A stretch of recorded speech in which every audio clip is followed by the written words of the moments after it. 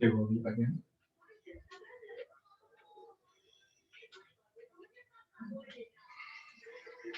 ठीक।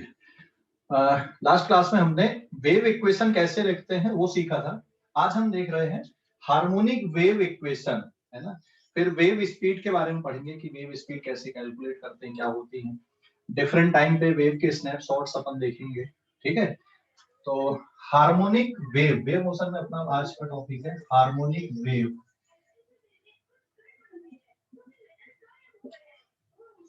Wave motion,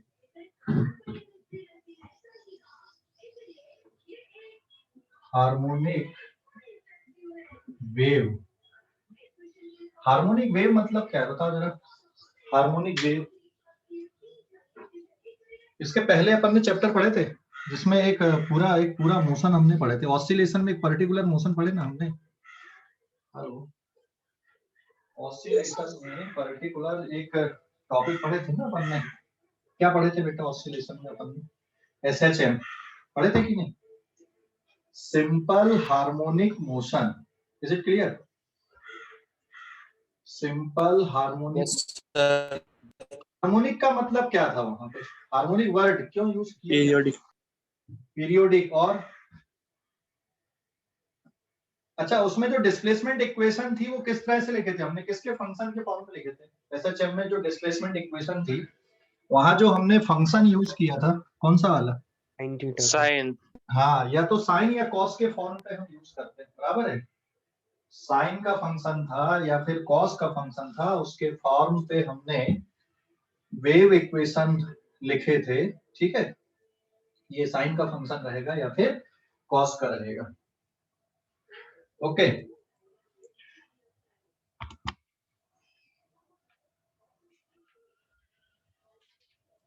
sign का function या फिर कॉस के फंक्शन के फॉर्म पे हमने वेव इक्वेशन देखा था, ठीक है। तो हार्मोनिक वेव में भी फंक्शन कैसा होना चाहिए? हार्मोनिक वेव में भी फंक्शन कैसा होना चाहिए? तो हार्मोनिक वेव में भी फंक्शन देखो, अगर कोई वेव आपको इस तरह की दिख रही है यहाँ पे, जैसे कोई वेव का जो पैटर्न है, ये पार्टिकल्स के डिस्प्लेसमेंट है, ये एक्स डायरेक्शन है। कोई वेव पैटर्न अगर आपको ऐसा दिख रहा है, कैसा बन रहा है ये ग्राफ? इसका ऐसा दिखा ये? कोई ग्राफ पढ़े थे? अगर हम y और x को हटा दें यहाँ पे तो ये इस तरह का ग्राफ किसके लिए बनता है? साइन थीटा के जैसा ग्राफ बन गया है ना। और ये यहाँ तक इसका मैक्सिमम जा रहा है, तो इसको मैं प्लस ए और ये माइनस ए लिख दूं यहाँ पे। और मान लो यहाँ पर मैंने किसी पार्टिकल को कंसीडर किया, तो इसका डिस्प्लेसमेंट इधर पे, ये किस पोजीशन पे? x, और किस टाइम पे? t टाइम पे। तो हम इस पार्टिकल को देख रहे हैं और ये जो पार्टिकल है ना, ये यहाँ पे इस पोजीशन पे ऑसिलेट कर रहा है। इस पोजीशन पे कहाँ तक जाएगा? ये मैक्सिमम यहाँ तक जाएगा और ये यहाँ तक आएगा। ऐसा मतलब ये जो पार्टिकल है ये यहाँ पे ऑसिलेट होगा इस तरह से, ऊपर मैक्सिमम यहाँ तक आएगा और नीचे इधर तक आएगा, जिसको हम क्या बोलते हैं? एम्पलीट्यूड बोलते हैं। तो ये जो वेव इक्वेशन दिख रही है, ये किस टाइप की वेव इक्वेशन है? आप लोग बोल रहे हैं कि सर ये साइन वेव है। बिल्कुल सही, साइन वेव या कॉस के जैसा ग्राफ दिख रहा है। अगर एग्जैक्टली यहाँ से देखोगे तो साइन थीटा का हो गया, यहाँ कहीं से देखोगे तो साइन थीटा प्लस फाई आप लिख सकते हो, ठीक है। ऑलरेडी पढ़ा हुआ हमने। आगे बात करते थोड़ा और। आप कैसे रिकॉग्नाइज करते हो कि ये वायलिन का साउंड है, ये गिटार का है, ये तबले का साउंड है? ये कैसे रिकॉग्नाइज होते हैं हमको? ये बता सकते हो? साउंड कैसे रिकॉग्नाइज होते हैं तबले का, गिटार का, या आपस में कि भाई ये हर्षल का साउंड है, ये नमन का है, ये रवि बोल रहा है? कैसे रिकॉग्नाइज करते हैं सर? हर एक साउंड की अलग अलग फ्रीक्वेंसी होती है। और फ्रीक्वेंसी के अलावा भी और कुछ है क्या? देख, तबले से जो साउंड आ रहा है क्या? इंटेंसिटी और पिच। इंटेंसिटी भी एक जैसी मान ले, दोनों जोर से चिल्ला रहे हैं, दोनों मतलब एक ही वॉल्यूम पे। ये समझ ले कि वॉल्यूम सेट करते हो ना तुम लोग टीवी का वॉल्यूम और कहीं का, एक तरफ लता मंगेशकर का गाना चल रहा है, एक तरफ मोहम्मद रफी का गाना चल रहा है, एक तरफ मीका सिंह का चल रहा है, सेम वॉल्यूम पे चल रहा है, फिर भी रिकॉग्नाइज करोगे ना। सेम वॉल्यूम मतलब इंटेंसिटी एक जैसी चल रही है वहां पे, फिर भी रिकॉग्नाइज होगी। पिच और देखो सबसे इंपॉर्टेंट पार्ट है इसमें, ये सारे फैक्टर तो हैं ही, ठीक है, ये सभी फैक्टर हैं जो आप लोगों ने बोला है। सर क्वालिटी, हाँ क्वालिटी ज्यादा बढ़िया हम बोलेंगे, क्योंकि जो वेव होती है ना, जरूरी थोड़ी कि वेव बेटा हमेशा इसी पैटर्न की रहेगी, वेव तो किसी भी पैटर्न की हो सकती है, जरूरी नहीं है कि वेव इसी पैटर्न की होंगी, वेव किसी भी पैटर्न की हो सकती। देखो इस टाइप की वेव नहीं हो सकती क्या, हो सकती कि नहीं ऐसी वेव, हो सकती, ट्रायंगुलर वेव बोलते हैं, ये ऐसी हो सकती कि नहीं? नहीं पता सर, देखे नहीं आज तक के। देखी नहीं, ये भी इस तरह की भी होती है, इनको आप रेक्टेंगुलर वेव बोल सकते हो, ये इस तरह की, हाँ सर ये देखिए, ठीक है, कहाँ देखी ऐसे, ये बताओ। सर रेजिस्टेंस का डायग्राम दिख रहा है वो, क्या रेजिस्टेंस का डायग्राम दिख रहा है वो। अरे हम वेव की बात कर रहे हैं, अभी रेजिस्टेंस छोड़ दे, इस तरह की हो सकती कि नहीं, ऐसी हो सकती कि नहीं, ऐसी हो सकती कि नहीं, ऐसी हो सकती कि नहीं, यस सर, हो सकती हैं, अलग अलग पैटर्न की होती हैं ये सब वेव, दुनिया भर के हो सकते हैं इसमें पैटर्न, ऐसा कुछ नहीं है कि फिक्स ही पैटर्न रहेगा। तो आप अगर एम्पलीट्यूड भी सेम है इनका और इनका, तो भी आप ये अलग अलग, टाइम पीरियड भी अगर सेम है तो भी ये अलग अलग दिख रही है।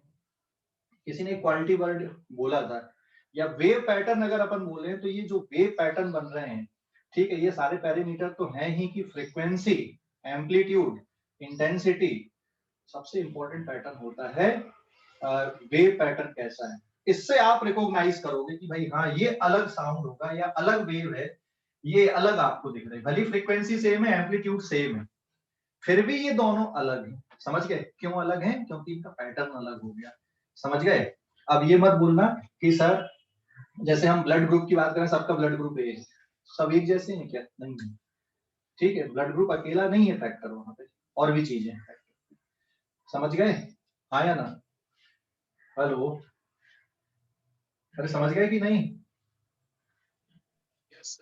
हाँ, तो ये वेव अलग अलग है, पैटर्न अलग अलग, इसलिए आप रिकॉग्नाइज करते हो कि ये तबले का साउंड है, ये हारमोनियम का साउंड है, ये रवि ने बोला है, ये हर्षल ने बोला है, ये नमन ने बोला है ना, ये अनुराग ने बोला है, बाकी जिन बच्चों का नाम नहीं लिया वो बुरा मत मानना कि सर ने हमारा नाम नहीं लिए, ठीक है। तो ये वेव पैटर्न, ये इंपॉर्टेंट फैक्टर है जिससे हम अलग अलग वेव्स को रिकॉग्नाइज कर पाते हैं।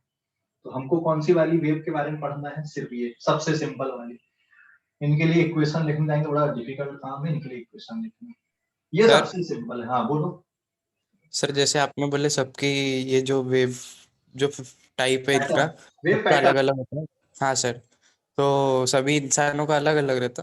बिल्कुल सबका अलग अलग आएगा। जो साउंड हमारा जो वोकल कोर्ड जो ऑसिलेटर है ना, वो तो एक फ्रीक्वेंसी का काम हो गया।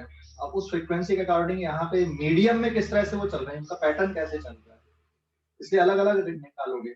हाँ ह्यूमन के लिए साउंड लगभग लगभग एक जैसा पैटर्न का रहेगा, लेकिन अगर आप उसको जानवरों से मैच करोगे, पक्षियों से मैच करोगे, तो वो पैटर्न और आपको अलग अलग दिखेंगे, है ना, समझ गए। ह्यूमन के एक जैसे दिखेंगे पैटर्न लगभग, थोड़ा बहुत आएगा फर्क, वही जो बोल रहे हैं कि फ्रीक्वेंसी हो गई, एम्पलीट्यूड हो गया, ये सारे फैक्टर आ गए उसमें, ठीक है, समझ गए नमन? Yes sir. ओके, ठीक है, इसीलिए तबला, वायलिन, ये सब इनमें पैटर्न ही अलग अलग होते हैं, ठीक है। एम्पलीट्यूड सेम हो सकता है, तबले भी उतना ही साउंड पे बज रहा है और हारमोनियम भी उतने साउंड पे बज रहा है, लेकिन आप रिकॉग्नाइज कर रहे हो, इवन फ्रीक्वेंसी भी बराबर कर दो तब भी आप रिकॉग्नाइज करोगे कि हाँ यार ये तबले का साउंड है और ये किसका है, वायलिन का या बांसुरी का है, ठीक है। सेम फ्रीक्वेंसी पे भी बजा लो, सेम एम्पलीट्यूड भी कर दो, सेम इंटेंसिटी भी कर दो, फिर भी रिकॉग्नाइज होता है। क्यों रिकॉग्नाइज होता है? पैटर्न ये इनका, ठीक है। तबले से जो साउंड निकलेगा उसका वेव, उससे जो वेव बनेंगी उसका पैटर्न अलग होगा, ठीक है। क्लियर हो गया कि नहीं? हेलो, क्लियर हो गया बेटा? कोई डाउट अभी इस पे? No sir. ओके, तो हम लोग कौन सी वेव पढ़ने वाले? हम लोग तो सबसे सिंपल वाली वेव पढ़ने वाले। कौन सी? Harmonic wave. इनके लिए इक्वेशन लिखना बहुत कठिन काम है, आसान काम नहीं है। तो हम लोग तो सबसे सिंपल वाली पढ़ने वाले, बिल्कुल बेसिक वाली, and that is harmonic wave. तो कल की क्लास में हमने या पिछली क्लास में हमने देखा था, देखो ये इस डायरेक्शन में वेव जा रही है, this is the direction of wave, और इसको मैं वेव वेलोसिटी बोल दूं या वेव स्पीड बोल दूं, एक ही बात है यहाँ पे। वेलोसिटी मतलब डायरेक्शन भी आ गया, it is travelling along positive x direction. जो वेव है, जो डिस्टरबेंस है, वो पॉजिटिव एक्स डायरेक्शन पे जाता है। अब इक्वेशन ऑफ वेव कैसे लिखते हैं अपन? ट्रेवलिंग वेव की इक्वेशन कल हमने पढ़ा था कि y ऑफ xt, हम अगर इस पार्टिकल को देखें, displacement of particle, displacement of any particle y of xt किसके बराबर पढ़े थे बेटा हमने? इट इज इक्वल्स टू क्या था? Function of t minus x divided by v। पढ़े थे कि नहीं ट्रेवलिंग वेव की इक्वेशन? ये पढ़े थे हमने? Yes sir. ओके, ये फंक्शन वहां पे अननोन था, तो ये फंक्शन को क्या लिख सकते हो आप? अगर ये पैटर्न आपको ऐसा दिख रहा है तो ये फंक्शन क्या है एक्चुअल में? This function is sine. Sine है कि नहीं? Hello, yes sir. Function sine का बन गया है। कुछ और एक और कांस्टेंट हमको यहाँ पे डालना पड़ेगा, दैट इज ओमेगा, जो फ्रीक्वेंसी को रिलेट करेगा, and minus x upon v. क्यों यहाँ पे आपको एक कांस्टेंट का मल्टीप्लाई करना पड़ा? थोड़ा सोचो जरा। ये अभी t और x का फंक्शन है, लेकिन तुम्हें पता है कि जो साइन थीटा होता है, ये थीटा खुद कैसा होता है? ये थीटा कैसा होना चाहिए? डायमेंशन लेस होना चाहिए। होना चाहिए कि नहीं? Yes sir. डायमेंशन लेस होता है ये थीटा, यहाँ पे डायमेंशन लेस, इसकी कोई डायमेंशन नहीं है, m0 l0 t0 होता है, ये डायमेंशन लेस क्वांटिटी है। लेकिन अगर आप यहाँ पे देखोगे तो किसकी डायमेंशन है? t की डायमेंशन है, टाइम की डायमेंशन। जब आप फंक्शन ले रहे हो तो उसको डायमेंशन लेस बनाना पड़ेगा, तो एक सुइटेबल कांस्टेंट से मल्टीप्लाई करना पड़ेगा हमको। और तुम्हें याद है कि या हमने ऑलरेडी पढ़ा हुआ कि भाई थीटा इक्वल्स टू क्या लिख देते हैं अपन? ओमेगा टी लिख देते हैं कि नहीं? ओमेगा क्या है? ओमेगा को आप ऐसा टाइम पीरियड के फॉर्म पे लिख दो, it is 2 pi by T into small T, या फिर 2 पाई एफ इंटू टी, ये ऐसा आप इमेजिन कर सकते हो थीटा। तो यहाँ पे अगर आप साइन का फंक्शन बना रहे हो तो ये एक कांस्टेंट टर्म का आपको मल्टीप्लाई करना पड़ेगा, तब ये सुइटेबल रहेगा। तो हमें सुइटेबल इक्वेशन बनाना है, यहाँ पे ओमेगा का मल्टीप्लाई किया है यहाँ पे, ठीक है? समझ गए? सुइटेबल इक्वेशन बनाना है, गलत नहीं होनी चाहिए इक्वेशन, मैथमेटिकल इक्वेशन, इसलिए हमको किसका मल्टीप्लाई करना पड़ा यहाँ पे? ओमेगा टर्म का मल्टीप्लाई करना पड़ा, क्योंकि सर ओमेगा बताना ना। ओमेगा मतलब बेटा फ्रीक्वेंसी से रिलेटेड है। हमने थीटा में पढ़ा, जैसे साइन थीटा ओवरऑल कैसा होता है? डायमेंशन लेस होता है ना थीटा, हाँ या ना? Yes sir. Theta dimension less quantity है। तुम साइन लिख रहे हो, इसका मतलब यहाँ पे अगर मैं ये ओमेगा ना लिखूं, ये कांस्टेंट ना लिखूं जिसकी डायमेंशन t के इनवर्स ना हो, तो ये सही है कि गलत है? ये अगर मैं सिर्फ लिख देता t minus x upon v, तो ये सही होता है कि गलत होता है? सही होता है। सही होता है। गलत है सर। तो बेटा देख, थीटा डायमेंशन लेस है, यहाँ पे t की डायमेंशन क्या है? टाइम। तो ये तो डायमेंशन वाली क्वांटिटी आ गई ना, t1। जबकि फिर तो हमने जो डायमेंशनल एनालिसिस पढ़े थे वही गलत हो गया हमारा। हो गया कि नहीं? हाँ सर। हाँ, तो ये फंक्शन प्रॉपर नहीं है, मतलब कुछ जुगाड़मेंट फिट करना पड़ेगा। तो वो जुगाड़मेंट क्या फिट करना है अपन? अगर मैं यहाँ पे एक ऐसे कांस्टेंट से मल्टीप्लाई कर दूं, ये ऐसा ओमेगा से, और ये कांस्टेंट ऐसा मल्टीप्लाई कर दिया मैंने such that omega into T dimension less है, m0 l0 t0, and x into omega upon v, ये भी डायमेंशन लेस है। ठीक है, क्यों है? क्योंकि x y भी फिर से t होता है और ओमेगा का प्रोडक्ट करने पे वो बराबर बन रहा है। तो डायमेंशन लेस बनाना, इसलिए हमें यहाँ पे एक कांस्टेंट का मल्टीप्लाई कर देना है, and that constant is actually frequency of oscillation of particle. ये जो कांस्टेंट है ना, ये फ्रीक्वेंसी ऑफ ऑसिलेशन है पार्टिकल की। ये पार्टिकल देखो हार्मोनिक वेव है, तो जो पार्टिकल है वो कैसे ऑसिलेट कर रहा है यहाँ पे? मीडियम के particle, medium particle will oscillate simple harmonically. ये जो मीडियम पार्टिकल है ना, ये medium particle will oscillate SHM simple harmonic motion में ऑसिलेट कर रहे हैं। तो तुम्हें ध्यान है सिंपल हार्मोनिक मोशन में जब डिस्प्लेसमेंट इक्वेशन लिखते थे हम, भले एक्स ना लिखें, फंक्शन क्या आता था, sine omega t plus phi के फॉर्म पे आता था। अभी समझा कि नहीं समझा? समझ गया। समझ गए? अभी एक और कमी है यहाँ पे, एक और कमी क्या है, साइन की मैक्सिमम वैल्यू कहां तक जा सकती है? कुछ भी हो, यहाँ पे कुछ भी हो, साइन की मैक्सिमम वैल्यू +1 तक जा सकती है, उससे ऊपर नहीं जा सकती, और मिनिमम वैल्यू -1 तक जा सकती है, उससे नीचे नहीं जा सकती। लेकिन अगर हम इसको ऐसा देखें तो फिर बेटा यहाँ पे +1 लेना पड़ेगा और यहाँ -1 लेना पड़ेगा। बट ऐसा जरूरी है क्या? एम्पलीट्यूड क्या +1 ही रहेगा? नहीं, कुछ भी हो सकता है, 1 सेंटीमीटर हो सकता है, 1 मिलीमीटर हो सकता है, ठीक है। लेकिन साइन थीटा की वैल्यू यूनिट नहीं आती, यहाँ पे तो यूनिट रहेगी डिस्प्लेसमेंट में, मीटर, सेंटीमीटर, मिलीमीटर, किलोमीटर, जो भी यूनिट है। तो एक और कमी है यहाँ पे, उस कमी को दूर करने के लिए मैं यहाँ पे किसका मल्टीप्लाई कर लेता हूँ, ए का। What is that? A is amplitude. ये रहेगा, ये ठीक है, ये पैटर्न बता रहा है कि पार्टिकल सिंपल हार्मोनिकली जा रहा है, और ये ए का मल्टीप्लाई कर दी तो कहां तक जा रहा है, कितना इसका डिस्प्लेसमेंट होगा। इसके बारे में ऑलरेडी हमने पढ़ा हुआ है एसएचएम पे पूरा। तो बस मैं यहाँ पे ये बता रहा हूँ कि ये फंक्शन जो है ना, उसको प्रॉपर तरीके से जब आप लिखोगे तो ऐसा बनेगा। तो जब कोई वेव पैटर्न ऐसा बने तो harmonic wave equation is given by this, या इस तरह से लिखी जाएगी। थोड़ा सा और हम इसको और बराबर कर देते हैं। अगर ये यहां से स्टार्ट हो रही तो ठीक है, इट्स ओके, लेकिन अगर ये कहीं और से आगे से स्टार्ट होती तो हमें क्या करना पड़ता है, यहाँ पे कुछ और टर्म ऐड करना पड़ता है कि नहीं? ये फाई ऐड कर देते हैं हम यहाँ पे भाई, समझ गए? सर एक और आप बताना। हाँ, मैं ये बोल रहा हूँ कि ये फाई की जरूरत क्यों पड़ गई? अगर ये वेव t = 0 पे यहाँ पे है, x = 0 पे ये वाले पार्टिकल के लिए देख रहे हो, एग्जैक्टली ऐसा चालू हो रहा है, तो ये फाई की जरूरत नहीं है। लेकिन अगर ऐसा कुछ है t = 0 और x = 0 पे यहां से अगर आप देख रहे हो, तो एग्जैक्टली साइन ओमेगा t से काम नहीं चलेगा आपका।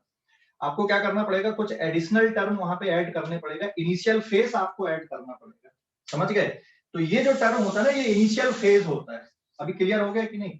जरूरी थोड़ी कि पार्टिकल यहीं से स्टार्ट होकर ऊपर जाएगा ना, ये तो कहीं पर भी हो सकता है ना बेटा, एसएचएम में पढ़े थे ना हमने, इसलिए फेज कांस्टेंट ऐड करना पड़ता है, ठीक है? Yes sir. हाँ, जरूरी नहीं है कि पार्टिकल कहां से स्टार्ट हो, पार्टिकल का जो ऑसिलेशन है ऐसा थोड़ी कि हमेशा यहीं से स्टार्ट होगा, ये तो हमारे देखने के ऊपर है कि हम कहां से उसको ऑब्जर्व कर रहे हैं। इसलिए हमें एक एडिशनल टर्म यहाँ पे ऐड करना पड़ेगा, that is called initial phase constant. तो फाई क्या है यहाँ पे, it is initial phase constant. Initial phase constant मतलब एट t = 0 एंड x = 0 का, ये इनिशियल फेज कांस्टेंट है पार्टिकल का, ठीक है? तो ये बताओ ये इक्वेशन है क्या, किस चीज की इक्वेशन है? वेव इक्वेशन है कि पार्टिकल के डिस्प्लेसमेंट की इक्वेशन है? ये वेव इक्वेशन है या पार्टिकल के डिस्प्लेसमेंट की इक्वेशन है? पार्टिकल के डिस्प्लेसमेंट की। हाँ, लेकिन ये जनरल है। आप x की वैल्यू जैसे यहाँ पे 3 सेंटीमीटर है तो यहाँ पे आप 3 पुट कर दो, वेव स्पीड पता है तो 3 सेंटीमीटर में एनी टाइम पे आपको जो पार्टिकल है उसका डिस्प्लेसमेंट पता चल गया। अगर आप 2 सेंटीमीटर पुट करोगे तो 2 सेंटीमीटर में जो पार्टिकल रहेगा उसके बारे में पता चल जाएगा, ठीक है? अगर आपको 10 सेंटीमीटर डिस्टेंस पे, यहां से 10 सेंटीमीटर पे आपको पार्टिकल के डिस्प्लेसमेंट के बारे में देखना, तो यहाँ पे x की वैल्यू 10 पुट कर देना, ठीक है? समझ गए? तो अलग अलग पोजीशन पे भी आप डिस्प्लेसमेंट है, ये x की वैल्यू बदलने पे पोजीशन बदल जाएगी, और t की वैल्यू बदलने पे ये डिफरेंट टाइम पे वो पार्टिकल कहाँ पे है वो भी पता चलेगा। तो ये डिस्प्लेसमेंट इक्वेशन भी है और बुकों में इसको वेव इक्वेशन भी बोला गया है। तो एक ही बात है, वेव की ऐसी कोई पर्टिकुलर इक्वेशन नहीं है। इक्वेशन किसकी है? पार्टिकल्स की, पार्टिकल के डिस्प्लेसमेंट की है, लेकिन ये जनरल इक्वेशन है, आप किसी भी पार्टिकल के लिए बता सकते हो, ठीक है? समझ गए कि नहीं? सर वो फाई क्यों है, उसका रीजन फिर से बताना। फाई का रीजन ये है बेटा कि देख, अगर हम फाई को 0 कर दें यहाँ पे, हमने याद है y equals to a sin omega t का मतलब क्या था? SHM से ध्यान बता, पार्टिकल कहां से स्टार्ट हो रहा था? मीन पोजीशन से। किधर जा रहा था? पॉजिटिव डायरेक्शन पे। तब आप ये लिख रहे थे, बराबर है? हाँ हर्ष, सर। है ना? और अगर मैं यहाँ पे प्लस पाई बाई 2 कर दूं तो पार्टिकल कहां पे t इक्वल्स टू 0 पे? कौन सी पोजीशन पे रहता है फिर? एक्सट्रीम प्लस ए पे, प्लस ए पे रहता है, फिर इधर आता है, मीन पोजीशन की तरफ आता है। समझ गया? हाँ सर। तो हम जब डिस्प्लेसमेंट इक्वेशन लिख रहे हैं, जरूरी थोड़ी कि मोशन यहीं से स्टार्ट होगा, आप यहीं से देखोगे। आप तो कहीं से भी देख लो ना पार्टिकल के लोकेशन को। समझ गया? Yes sir. इसलिए ये फेस कांस्टेंट हमने ऐड किए। ये इसका मतलब है कि t इक्वल्स टू 0 और x इक्वल्स टू 0 पे ये जो पार्टिकल्स हैं x पोजीशन वाला, ये कहां पे है? ठीक है, क्लियर हो गया? हर्ष, हाँ ऋषभ बोलो बेटा, क्या बोल रहा है? सर अगर मतलब सभी पार्टिकल्स का डिस्प्लेसमेंट अलोंग y अगर सेम रहा तब भी उसको वेव बोलेंगे? सबका एक जैसा हो ही नहीं सकता। देख, हाँ ये है कि यहाँ पर का पार्टिकल और यहाँ पर का पार्टिकल की फेस 2 पाई डिफरेंस पे एक जैसी दिखेगी, बाकी की नहीं दिखेगी। कोई ऊपर में है, कोई अभी एक्सट्रीम पोजीशन पे रहेगा, कोई मीन पोजीशन पे रहेगा उसी टाइम पे, कोई अपोजिट डायरेक्शन पे एक्सट्रीम पोजीशन पे रहेगा। ये तो हमने एक पार्टिकल का लिखे, लेकिन एक्स की वैल्यू बदलने से आप सभी पार्टिकल को बदल सकते हो। ऐसा कभी नहीं होगा कि सारे पार्टिकल एक्सट्रीम एक्सट्रीम पे रहेंगे, सारे मीन पोजीशन पे रहेंगे। ठीक है ऋषभ? ठीक है सर। ऐसा कभी नहीं होगा ना बेटा। वेव कैसे बनेगी? ये कभी वेव बनेगी क्या? ऐसा ये वेव है क्या? No sir. नहीं, वेव तो ऐसी रहेगी ना, ऐसे ही कुछ ऐसा पैटर्न है ना। अभी समझ गए? हाँ सर, लेकिन अगर सर वो स्ट्रेट लाइन अगर साथ में ऊपर नीचे हो तो ये ऐसा, ये वेव थोड़ी है। क्या है? वेव मतलब एक प्रॉपर डिस्टरबेंस होना चाहिए ना, जो आगे चलना चाहिए। ये थोड़ी वेव है, ये डिस्टरबेंस कैसे आगे चलेगा?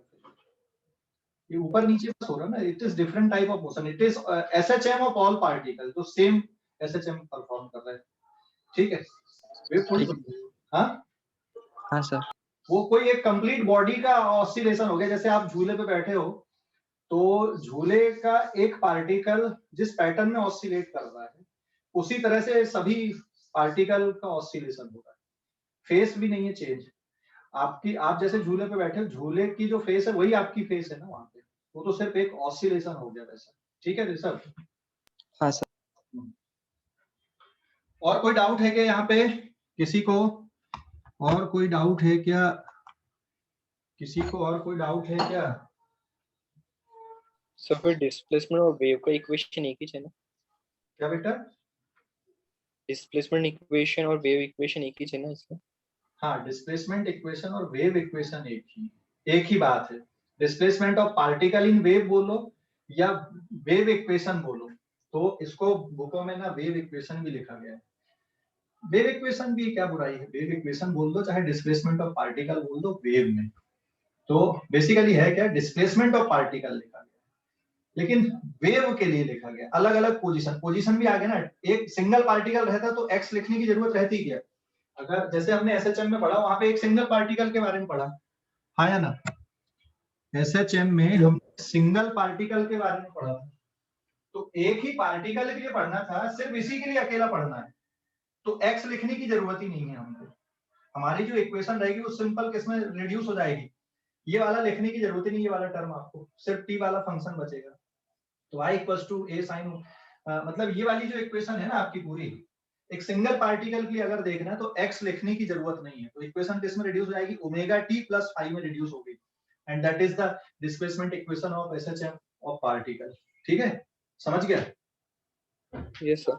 हाँ, यहाँ पे क्योंकि कलेक्शन ऑफ पार्टिकल्स हैं, सारे पार्टिकल एसएचएम परफॉर्म कर रहे हैं। ये वाला पार्टिकल, यहाँ का पार्टिकल भी एसएचएम कर रहा है, इसके बगल वाला भी एसएचएम कर रहा है, इसके बगल वाला भी एसएचएम कर रहा है, सब एसएचएम कर रहा है, लेकिन अलग अलग जगह पे एसएचएम कर रहा है।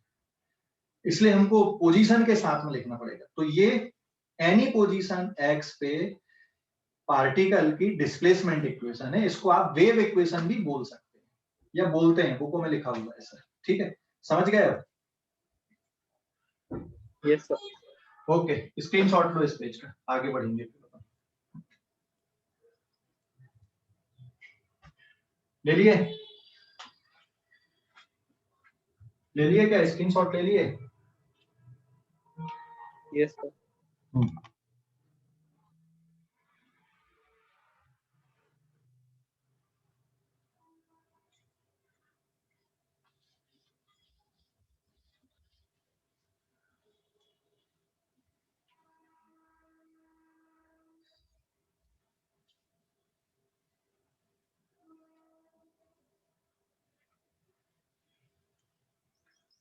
ना पेज नंबर 2 देखो, अभी जो वेव पैटर्न है, डिस्टरबेंस है, वो कैसे आगे बढ़ता है उसको अपन देख रहे हैं अभी, है ना।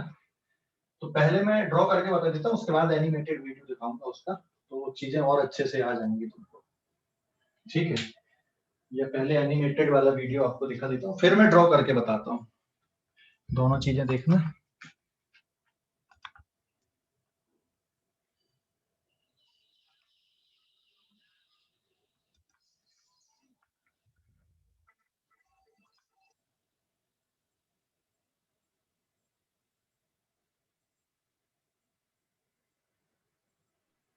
क्या बेटा, वेव पैटर्न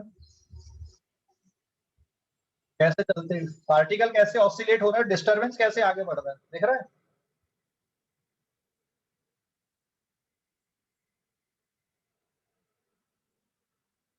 ये देखो, पार्टिकल अपनी जगह पे ऑसिलेट होते हैं और डिस्टरबेंस कैसे आगे बढ़ता है।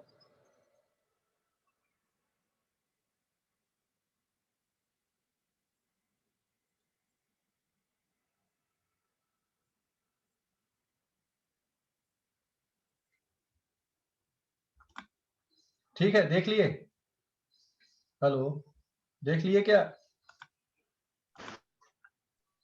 हेलो। Yes sir.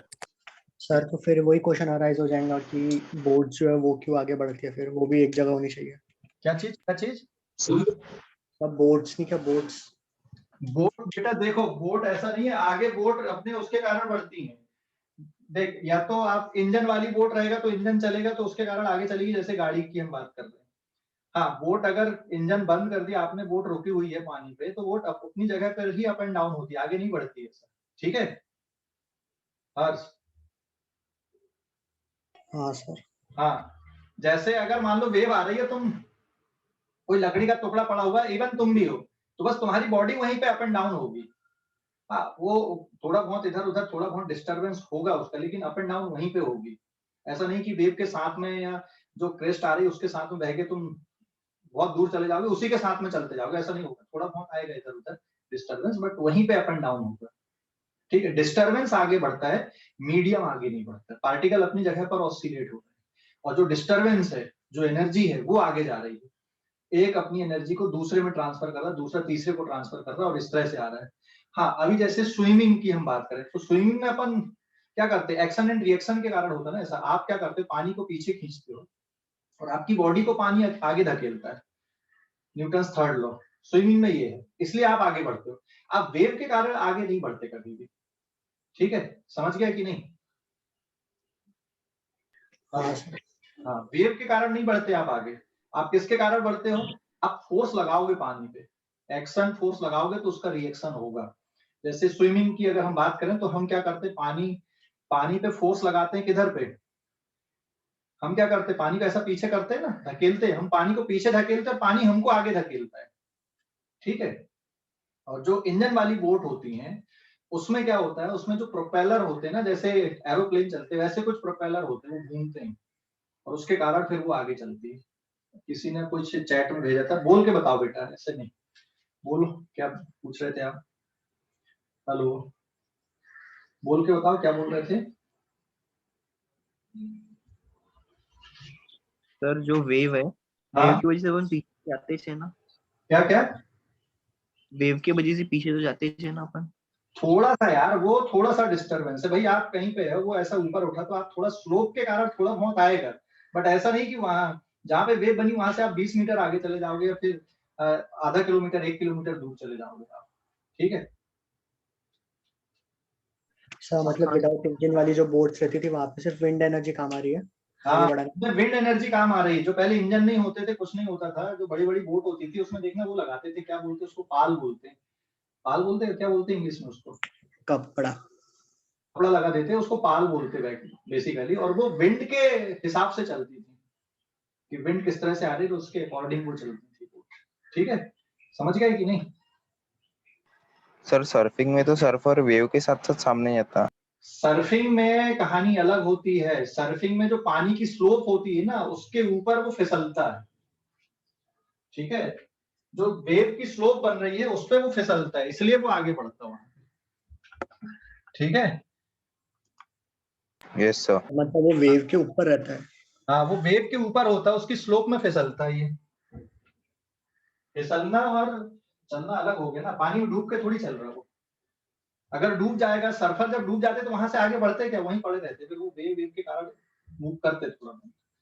बाकी वो ऊपर ही ऊपर रहते तब वो अच्छा डिस्टेंस कवर करते, क्योंकि स्लोप के साथ चलते जाते फिर वो। समझ गया? हेलो? Yes sir. सर वो डायग्राम से बताना एक बार, कौन सा वाला डायग्राम?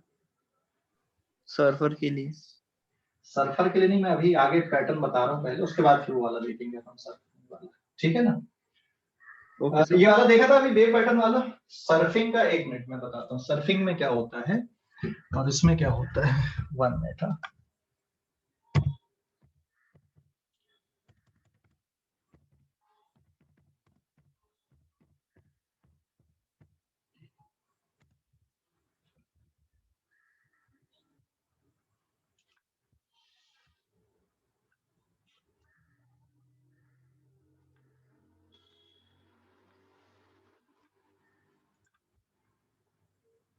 दिख रहा है कुणाल? हाँ सर। ये हो रहा सर्फिंग में, देख, है ना? सर्फिंग में वो पानी में जो स्लोप बन रही है ना, उसके अकॉर्डिंग क्या हो रहा है, वो फिसल रहा है वहां से। ठीक है, पानी में जो वेव हाँ। बन रही है उस पे फिसल रहा है वो।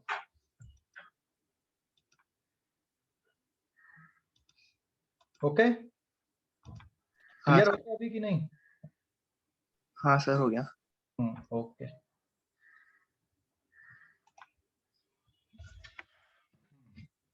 तो अभी देखो, मैं ये वीडियो तुमको डायरेक्ट बने बनाए डायग्राम से बता देता, लेकिन मैं खुद बना के बता रहा हूँ। थोड़ा टाइम लगेगा, 5 मिनट ज्यादा लगेगा, लेकिन चीजें बढ़िया समझते इसमें। देखो, अभी हमने किसी वेव का स्नैपशॉट लिए t इक्वल्स टू 0 पे, फिर t/4 पे, फिर t/2 पे, फिर 3t/4 पे। ठीक है, और यहाँ पे हम डिफरेंट पार्टिकल्स को देख रहे हैं। ये अलग अलग लोकेशंस पे पार्टिकल्स हैं।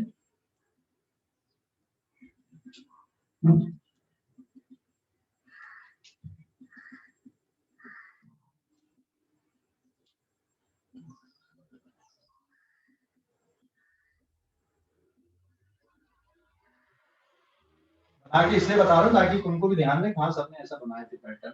जब बुक से पढ़ते हैं तो वो समझ में आता है कि हाँ कैसे हो रहा है ये, इसलिए बना के बता रहा हूँ। ओके, देखो, हमने किसी वेव के पैटर्न को देखा।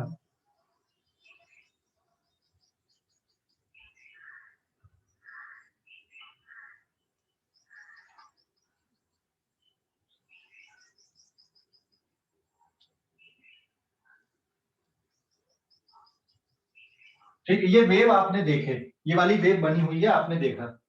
कब देखा? जब देखा आपने उसको t इक्वल्स टू 0 मान लिया।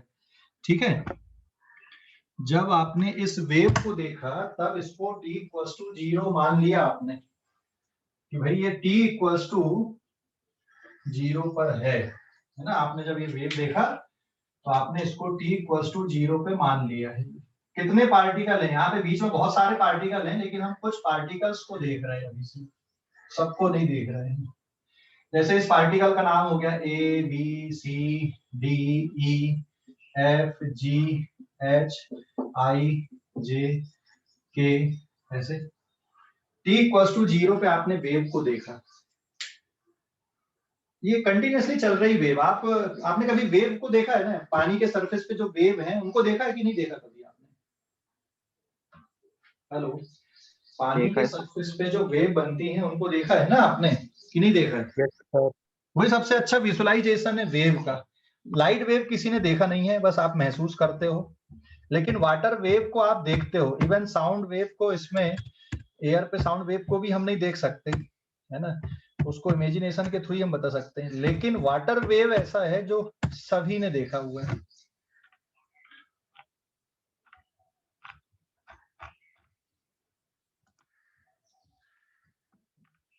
सर आप रिपल्स की बात कर रहे हो क्या? हाँ, जो रिपल्स बनती है ना पानी में, जो वेव बनती हैं, रिपल्स बनती हैं।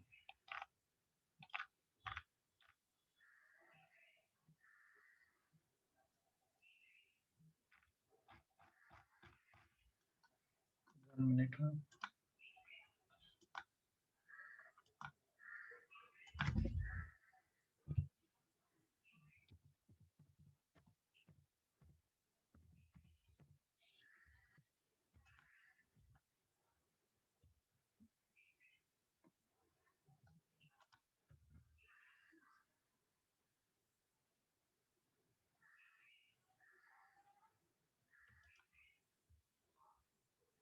ये देखना अभी। हाँ, मैं एक और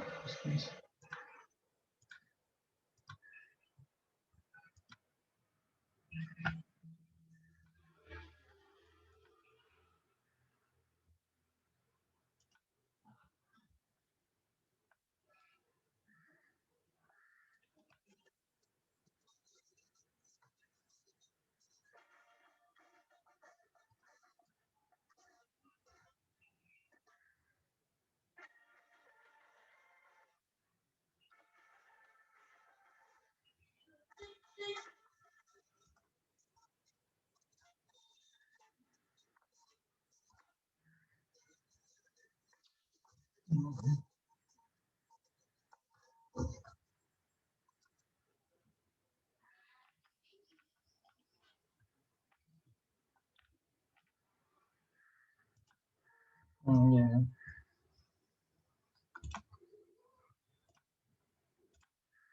ये आया शेयर अभी, ये वाला देखिए, ज्यादा बढ़िया बन रही, दिख रहा है ये जो रिपल्स आ रही हैं। Hello, yes sir.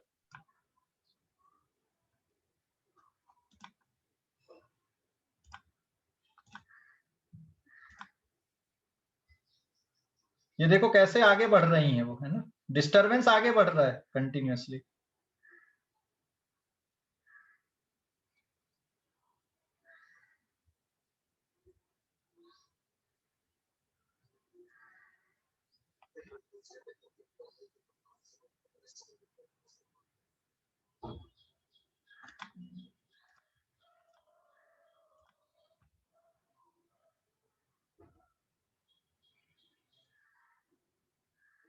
ये कैसे बन रही, कैसे फैल रही हैं, देखो डिस्टरबेंस कैसे आगे जा रहा है। ओके,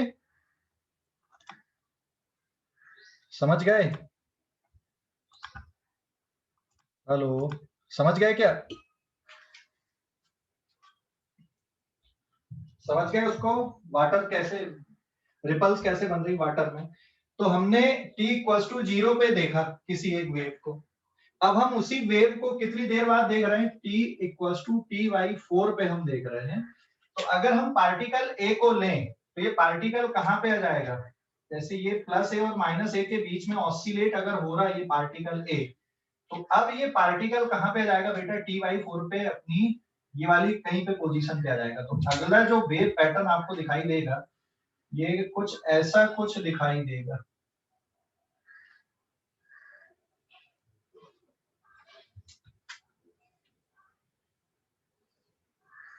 ऐसा कुछ।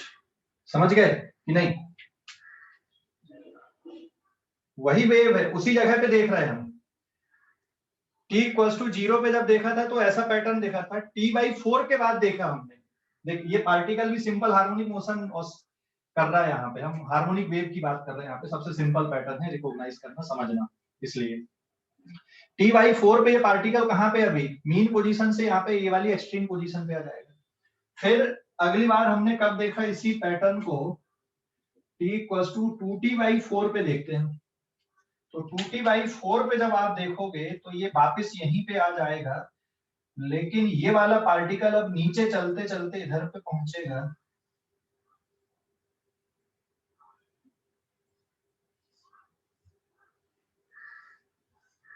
ये ऐसा पैटर्न दिखेगा। समझ गए? उसी वेव का t इक्वल टू 0 पे उसका पैटर्न ये देखा, t/4 पे ये देखा, उसी वेव का पैटर्न 2t/4 पे ये देखेगा, फिर t इक्वल टू 3t/4 पे कैसा दिखेगा? तो 3t/4 पे देखो, ये पार्टिकल अभी मीन पोजीशन पे आ गया, ऊपर की एक्सट्रीम पोजीशन पे पहुंच जाएगा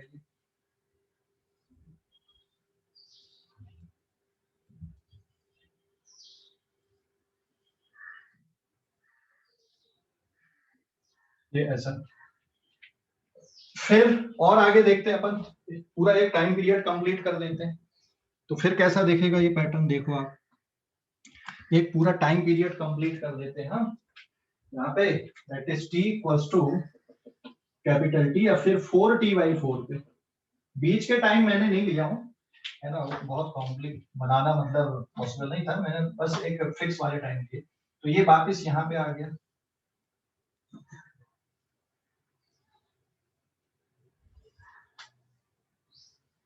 ये ऐसा आ जाएगा कि नहीं? आप उसी वेव को, सिंगल वेव को अलग अलग टाइम पे आपने देखा या फोटो खींचा, ये स्नैपशॉट लिया आपने, ये फोटो खींचा t इक्वल टू 0 पे, फिर t/4 पे उसी वेव का फोटो खींचा, फिर 2t/4 पे फोटो खींचा, फिर 3t/4 पे फोटो खींचा। तो अलग अलग टाइम पे आपने उसी वेव के फोटो खींचे, एक ही वेव के। तो t इक्वल टू 0 पे ऐसा दिख रही, फिर t/4 पे ऐसा दिखेगी। क्यों दिखेगी भाई? ये जो पार्टिकल है ना, ये सिंपल हार्मोनिक मोशन परफॉर्म कर रहे हैं। ये पार्टिकल अभी नीचे आ रहा है, ठीक है, यहाँ पे। अब यहाँ से ये ऊपर जाना चालू करेगा, यहाँ से ये पार्टिकल अब ऊपर जा रहा है, यहाँ से अब ये नीचे आना चालू करेगा, यहाँ से ये पार्टिकल अब नीचे जा रहा है, यहाँ से पार्टिकल अब नीचे आएगा, अभी ये नीचे जाएगा, अब ये ऊपर जाना चालू करेगा, यहाँ पे, यहाँ से ऊपर जाएगा, अब यहाँ के बाद अब ये नीचे आएगा। तो पार्टिकल तो अपनी जगह पर ही ऑसिलेट हो रहे, लेकिन कुछ फर्क आ रहा है यहाँ पे, कुछ चेंजेस आ रहे हैं, अलग अलग टाइम पे आपको पैटर्न में कुछ चेंज आ रहे हैं। क्या चीज आगे बढ़ रही है? पार्टिकल तो अपनी जगह पर ही ऑसिलेट हो रहा है, क्या आगे बढ़ रहा है बताओ जरा? कुछ आगे बढ़ते हुए दिख रहा है? पार्टिकल अपनी जगह पर ही ऑसिलेट हो रहा है सारे के सारे, ए भी अपनी जगह पे हो रहा है, बी भी अपनी जगह पे हो रहा है, ए से बी तक भी इनफाइनाइट पार्टिकल, वो भी अपनी जगह पे सिंपल हार्मोनिक मोशन में ऑसिलेट हो रहा है। हम हार्मोनिक वेव देख रहे हैं यहाँ पे, है ना, सबसे सिंपल। इसलिए क्या चीज आगे बढ़ रहा है यहाँ पे बताओ जरा? कौन सी क्वांटिटी है जो आगे बढ़ते हुए दिख रही है? Wave sir. डिस्टरबेंस। अभी जैसे देख, एक फिक्स, अभी जो क्रेस्ट यहाँ पे दिख रही है, एक टाइम पीरियड बाद ये क्रेस्ट कहाँ पे आ गई? यहाँ पे आ गई कि नहीं? देख, ये देख ऐसे, ये क्रेस्ट अभी यहाँ पे थी, फिर ये देख यहाँ पे आ गई कि नहीं बढ़ते? हेलो, अरे ये वाली जो क्रेस्ट है बढ़ रही है कि नहीं आगे? देख, हेलो, ये क्रेस्ट आगे बढ़ रही है ना बेटा? ये यस सर। है ना, ये जो क्रिस्ट थी अभी यहाँ पे दिख रही थी, एक टाइम पीरियड में ये क्रिस्ट यहीं से यहाँ पे गई है। आप इसको चार अलग अलग उसके लिए नहीं देखना, चार अलग अलग वेव नहीं है, एक ही वेव है। एक ही वेव को आप चार अलग अलग टाइम पे देखोगे तो ये वाली क्रिस्ट आपको लगेगी कभी ये यहाँ पर थी, अब यहाँ पे आ गई है एक टाइम पीरियड पे। ठीक है, समझ गए कि नहीं? समझ गए कि नहीं? हेलो, समझ गए?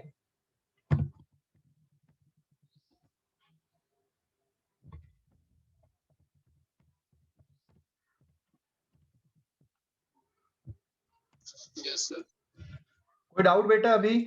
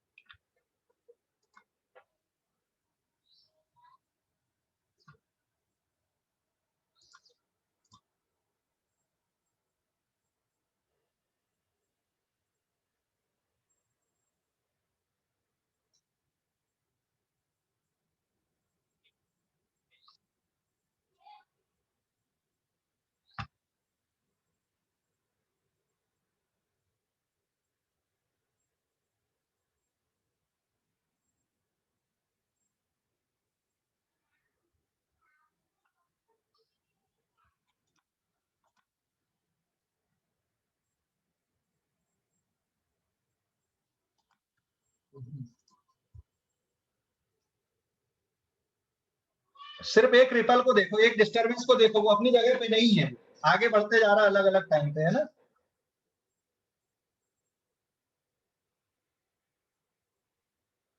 है इनको क्रेस्ट इमेजिन कर ले कि ये क्रेस्ट है जो आगे जाता है।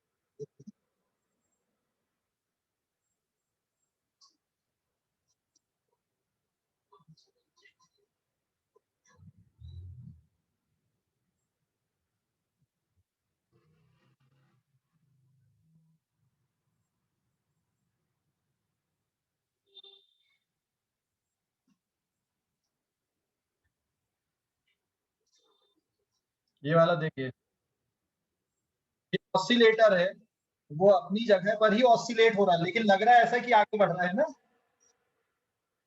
हेलो,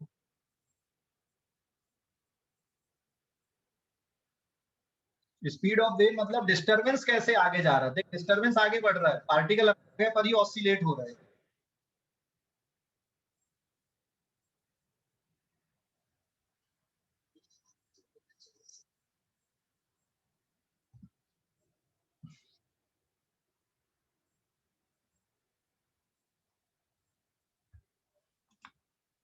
समझ गए? हेलो, अरे समझ गए कि नहीं? हेलो, समझ गए बेटा इसको? Yes sir. तो क्या आगे बढ़ रहा है, देखो जरा क्या चीज आगे बढ़ती है। डिस्टरबेंस, डिस्टरबेंस, ये क्रेस्ट है तो ये क्रेस्ट आगे बढ़ रहा है, ये ट्रो है तो ये ट्रो भी आगे बढ़ रहा है। ठीक है, अगर ये मीन पोजीशन है तो ये मीन पोजीशन भी आगे बढ़ते हुए दिखती है आपको। हर एक चीज यहाँ पे डिस्टरबेंस आगे बढ़ते हुए दिखता है, लेकिन पार्टिकल अपनी जगह पर ही ऑसिलेट होते हैं। ठीक है, समझ गए? Yes sir. क्लियर हो गया? कोई डाउट तो नहीं है? पूछ सकते क्वेश्चन, फिर अपन आगे बढ़ेंगे। वेव स्पीड के कैलकुलेशन पे जाएंगे। तो ये मैंने उसी वेव के अलग अलग टाइम पे स्नैपशॉट मतलब फोटो खींचा आपने, या स्क्रीनशॉट ले ले, या फोटो समझ ले, जो भी समझना, एक ही वेव का है। ठीक है, अलग अलग वेव का नहीं है, एक ही वेव का अलग अलग टाइम पे आपने फोटो खींचा। तो उसी वेव का t=0 पे जो क्रेस्ट है वो यहां दिख रहा था, t/4 पे वो क्रेस्ट आगे बढ़ के यहां दिखा, फिर 2t/4 पे वो आगे बढ़ के यहां दिखा, इस तरह से दिख रहा है ये। समझ गए? हेलो, समझ गए कि नहीं बेटा? हाँ सर। कोई डाउट अभी इस पे? कोई डाउट किसी को? आगे बढ़ूं मैं? वेव स्पीड के कैलकुलेशन को समझते हैं, वेव स्पीड का कैलकुलेशन कैसे करना है। ठीक है, हेलो, वेव स्पीड का कैलकुलेशन समझते हैं अपन ना, ठीक है ना। अब एक चीज देख, ये वाली जो क्रेस्ट थी यहां तक आ गई है, अगर हम इसी को देखें मतलब कितना डिस्टेंस ये क्रेस्ट कवर कर रही है एक टाइम पीरियड में, यहां से यहां तक का डिस्टेंस कवर हो रहा है। एक क्रेस्ट से दूसरे क्रेस्ट तक का डिस्टेंस कितना होता है? लैम्डा, हाँ या ना? यही होता ना, एक क्रेस्ट से दूसरे क्रेस्ट तक का डिस्टेंस आपने पढ़ा है, वही ये वेवलेंथ होता है। या एक ट्रो से दूसरे ट्रो तक का डिस्टेंस लैम्डा होता है। तो ये वाली जो क्रेस्ट है यहां तक कितनी देर में पहुंच रही है? ये क्रेस्ट यहां से यहां तक कितनी देर में पहुंचेगी? कितनी देर में, यहां से देख कितनी देर में पहुंच रही है? ये वाली क्रेस्ट यहां से यहां तक कितनी देर में पहुंच रही है, देख के बताओ। टाइम ठीक है, टाइम पीरियड, ये कैपिटल टी, एक टाइम पीरियड मतलब एक टाइम पीरियड में ये पार्टिकल जितना, एक टाइम पीरियड में ये पार्टिकल कैसा होगा, यहां से यहीं तक आएगा और तब ये क्रिस्ट यहां से कहां तक पहुंच जाएगी, यहां तक पहुंच जाएगी। एक वेवलेंथ के बराबर डिस्टेंस कवर हो जाएगा। समझ गए? समझ गए कि नहीं? Yes sir. हाँ, एक टाइम पीरियड में ये पार्टिकल यहां से नीचे आके वापस यहीं पे आ जाएगा और ये क्रिस्ट एक वेवलेंथ के बराबर चलेगी। मतलब एक क्रिस्ट यहाँ पे कितना डिस्टेंस चल ली, एक टाइम पीरियड के बराबर का डिस्टेंस चल ली। मतलब डिस्टरबेंस का डिस्टेंस अगर हम देखें, एक क्रिस्ट यहां से यहां तक लैम्डा के बराबर चला, कितने टाइम पे चला, टी टाइम पे चला। वेव स्पीड क्या हुई? स्पीड का फार्मूला क्या होता है? What is the formula of speed? Speed equals to distance upon क्या लिखते हो आप? टाइम, हाँ या ना? सीधा सीधा, सबसे सिंपल।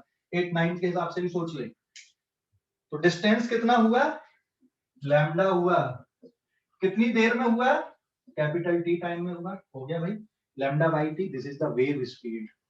समझ गए? हेलो, अरे समझ गए कि नहीं? Sir yes sir. हाँ बोलो, अभी कुछ कुछ बोल रहा था, बोलो।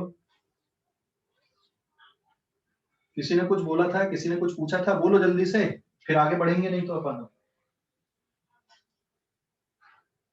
है कुछ? नहीं है, आगे बढ़ूं मैं? Yes sir.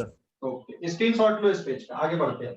अब वेव स्पीड को और किस तरह से लिख सकते हैं और कैसे समझते हैं, वो हम देख रहे हैं अभी। स्क्रीनशॉट ले लो इस पेज का।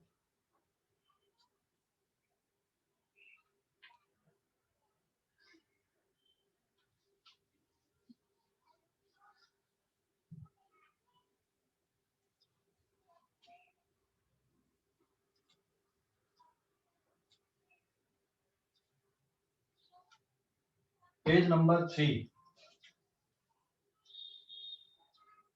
पेज नंबर 3 पे आएगा वेव स्पीड। अभी वेव स्पीड और वेलोसिटी एक ही बात है। वेलोसिटी है तो डायरेक्शन आ जाएगा, और मैग्नीट्यूड अकेला लोगे तो वेलोसिटी आ जाएगी। वेव स्पीड, तो वेव स्पीड कैसे है, जैसे देखो ये कोई वेव दिख रही है आपको, ये एनी टाइम टी पे आपने देखा, ठीक है, एट टाइम टी, कोई भी टाइम पे आपने देखा, फिर आपने इसी को थोड़ी देर बाद देखा, डेल्टा टी टाइम के बाद देखा। तो ये जो पैटर्न है आपको, जो डिस्टरबेंस है, ये ऐसा आगे बढ़ते हुए दिखेगा। ये कब दिखा आपको, it is time T plus delta T there के बाद दिखा। मतलब ये जो डिस्टरबेंस है ना, उसी वेव का आगे बढ़ गया यहाँ पे। समझ गए कि नहीं? हेलो, समझ गया बेटा इसको? समझ गए? तो कितना डिस्टेंस चला यहां से यहां तक, ये डेल्टा एक्स डिस्टेंस चला इन डेल्टा टी टाइम पे, ठीक है, डेल्टा एक्स डिस्टेंस चला। Disturbance is travelled by distance delta x in time delta T. What is the speed of disturbance? Disturbance किस स्पीड से आगे बढ़ रहा है, इसी को हम वेव स्पीड बोलते हैं।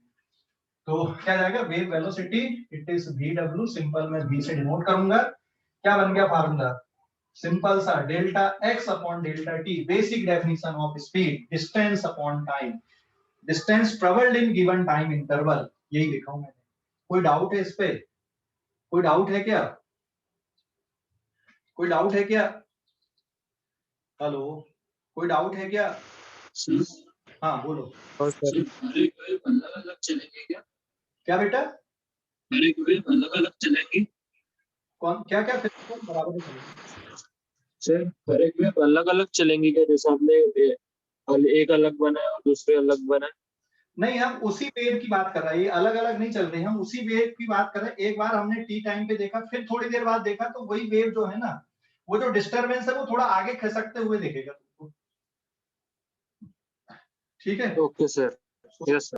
वही वेव है, ये अलग अलग वेव नहीं है, वो एक ही वेव है, और वो वेव आगे बढ़ते हुए दिख रही है। अभी जैसे ये फॉर एग्जाम्पल ये केबल है मेरे पास में, है ना, चार्जिंग केबल, ये जैसे एक पल्स दिख रही है आपको, ये पल्स अभी यहाँ पे नहीं ना, थोड़ी देर बाद इधर पे आ जाएगी ना, ये आगे ऐसा कुछ, ठीक है? समझ गया? Okay sir. अभी जैसे ये दिख रही है, थोड़ी देर बाद ये वाली पल्स क्या होगी, आगे दिखेगी ना ऐसे, फिर उसके बाद और ऐसी आगे दिखेगी। यस सर, समझ गया। समझ गया? अभी उसी वेव को देख रहे हो आप, अलग वेव को नहीं देख रहे, उसी वेव को देख रहे हो। तो हमने सीधा लिख दिया डिस्टेंस अपॉन टाइम। तो ये जो वेव है ना, ये जो डिस्टरबेंस है, इतना आगे चला, किस डायरेक्शन पे जा रही है वेव, ये वाले डायरेक्शन पे जा रही है ना। अब एक और फार्मूला बन जाएगा। अब हमें पता है कि ये वाले क्रिस्ट को यहां तक पहुंचने में कितना टाइम लगता है, एक ट्रो से दूसरे ट्रो तक जाने में कितना टाइम लगेगा, एक क्रिस्ट से दूसरे क्रिस्ट तक जाने में कितना टाइम लगेगा, that is equal to distance कितना हो जाएगा। अगर आप देखोगे यहां से यहां तक का डिस्टेंस वेवलेंथ, तो ये हो जाएगा लैम्डा। कितनी देर में जाएगा यहां से यहां तक? टी टाइम पे जाएगा, तो लैम्डा बाई टी बन गया। समझ गए? एक और फार्मूला आ गया आपका, delta x by delta T देख लो या लैम्डा बाई टी देख लो। फिर एक और टर्म है, आपने पढ़ा हुआ पहले से, omega equals to 2 pi by t and 2 pi f, ये बिल्कुल याद ही रखोगे, and frequency is reciprocal of time period. तो फिर एक और टर्म बन गया 1 बाई टाइम पीरियड किसकी इक्वल होता है? फ्रीक्वेंसी पे। तो ये बन गया आपका लैम्डा इंटू एफ भी। समझ गए? तो वेव स्पीड के लिए आप ये भी लिख सकते हो, ये भी लिख सकते हो, ये भी लिख सकते हो। कुछ और लिख सकते हो क्या? देखो और लिख सकते हैं अपन। What is omega here? Omega is angular frequency, ठीक है। और एक और टर्म में लिख दूं के, के इज एंगुलर वेव नंबर। एक एंगुलर वेव नंबर है। एंगुलर वेव नंबर मतलब होता है 2 pi by lambda, angular frequency मतलब 2 पाई बाई टी, ठीक है, या फिर 2 पाई एफ आप लिखते हो। क्या मैं यहाँ पे इसको ओमेगा अपॉन के फॉर्म पे लिख सकता हूँ? क्या इसको सॉल्व करने पे यही आंसर बच रहा है? देखो जरा, ओमेगा की जगह पे क्या आ गया? 2 पाई बाई टी। फिर से देखो, ये ओमेगा की जगह पे आप 2 पाई बाई टी लिखोगे, whole divided by 2 pi by lambda लिखोगे, वापिस क्या आ गया? लैम्डा बाई टी आ गया। आ गया कि नहीं? तो वेव स्पीड के जो फार्मूले आ गए आपके पास में, ये तीनों फार्मूले हो गए वेव स्पीड के। वेव नंबर समझते हो? वेव नंबर, वेव नंबर किसको बोलते हैं? न्यू बार 1 अपॉन लैम्डा। वेव नंबर समझते हो? Number of waves per unit length. अभी बता दे रहा हूँ, है ना। Angular wave number, number of wavelength per unit 2 pi interval, उसको एंगुलर वेव नंबर बोलोगे, ठीक है। तो वेव स्पीड का ये फार्मूला है। आप ऐसा भी लिख सकते हो, आप ऐसा भी लिख सकते हो, आप ऐसा भी लिख सकते हो, आप ऐसा भी लिख सकते हो वेव स्पीड के लिए। क्लियर हो गया बेटा कि डाउट है कुछ? हेलो, क्लियर हो गया? डाउट है? हेलो, अरे बोलो कुछ, समझ गए कि नहीं? Yes sir. समझ गए ना? ओके, आगे बढ़ते हैं अपन। ऑसिलेटर से थोड़ा सा बता दूं। वेव नंबर समझते हो ना? पर यूनिट लेंथ में कितनी वेव आएंगी उसको वेव नंबर बोलते हैं। स्क्रीनशॉट लो, आगे बढ़ता हूं, थोड़ा सा बता देता हूं वेव नंबर, फिर अपन आगे बढ़ेंगे ऑसिलेटर और वेव देखेंगे, ऑसिलेटर से कैसे वेव बन रही है ना। जल्दी से स्क्रीनशॉट लो इस पेज का। ले लिया? ले लिया कि नहीं? Yes sir.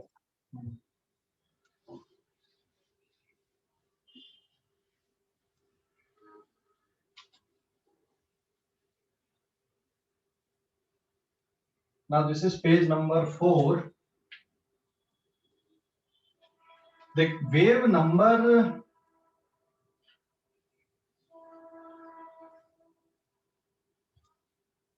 मान ले यहां से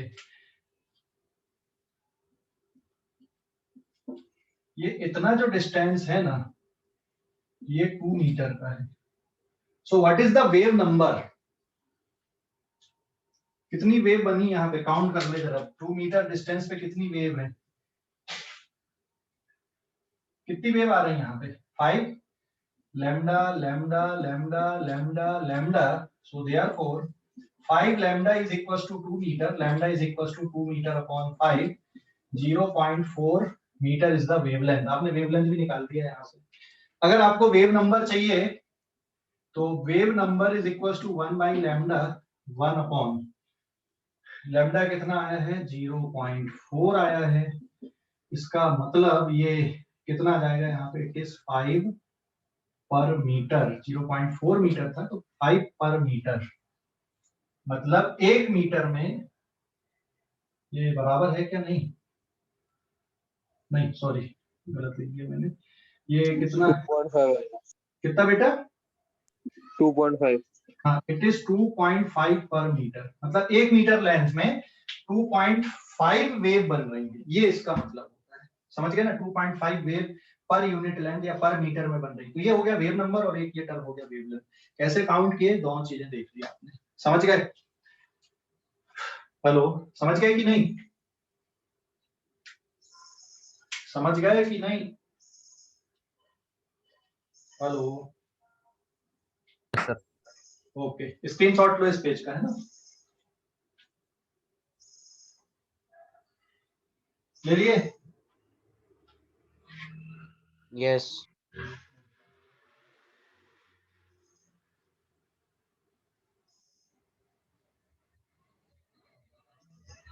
पेज नंबर 5।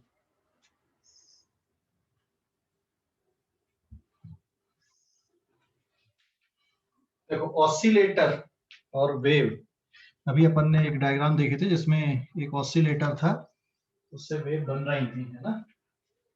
जैसे पानी पे अगर आपको वेव बनाना है तो एक पत्थर ले लो, एक ऑब्जेक्ट ले लो और पानी के सरफेस पे ऐसा कंटिन्यूअसली अप एंड डाउन करते जाओ, तो उससे पानी के सरफेस पे रिपल बनेंगी। ऐसे यहाँ पे हम बिल्कुल एक सिंपल सा केस ले रहे हैं कि एक स्प्रिंग ब्लॉक सिस्टम हमने लिया, मास एम, स्प्रिंग कांस्टेंट के, और ये वाला डायरेक्शन y हो गया, ये प्लस है और ये माइनस है।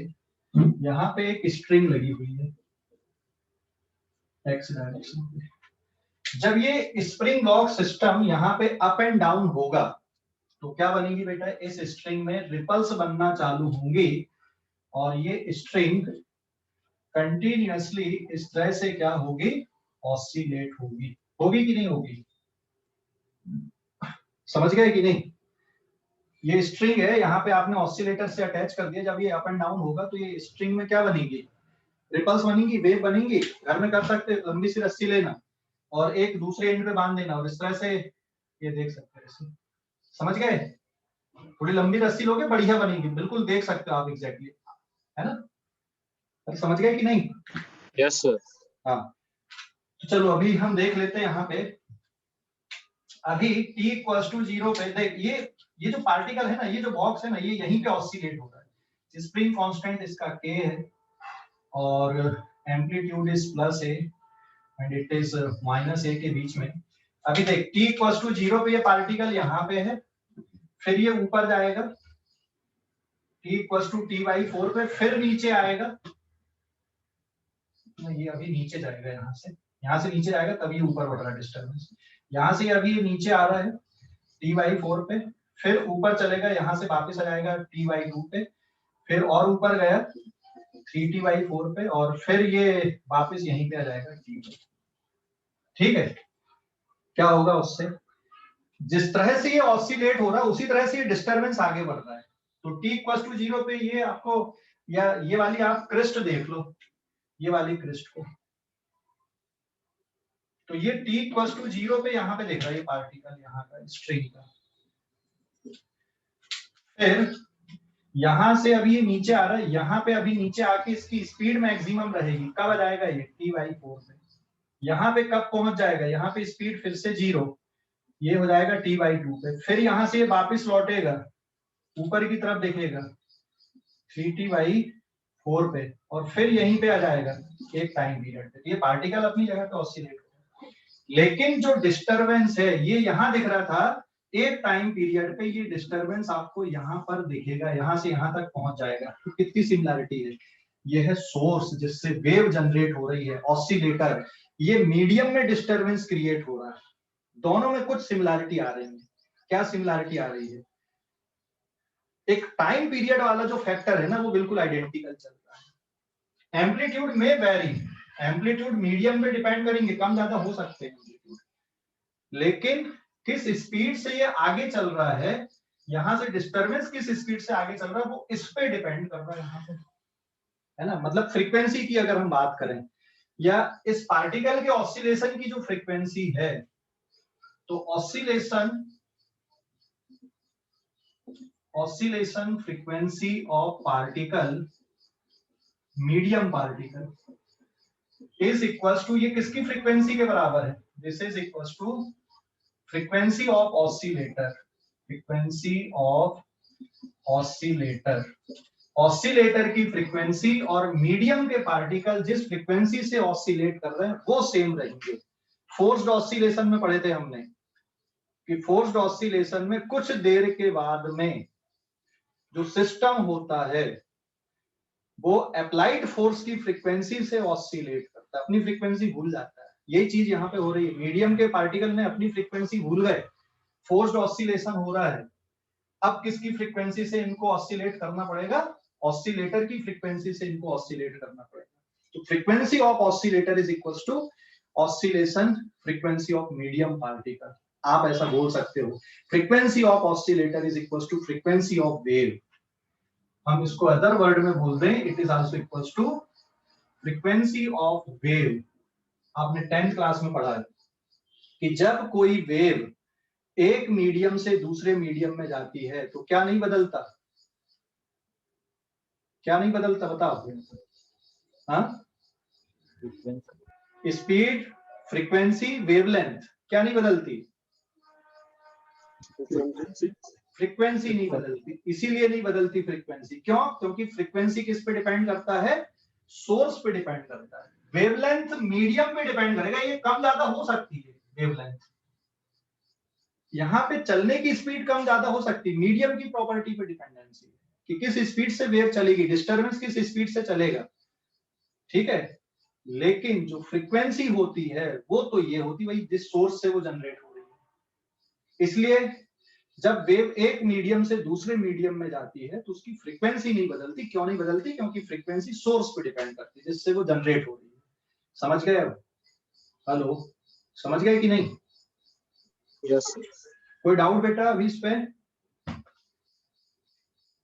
कोई डाउट? कोई डाउट है क्या?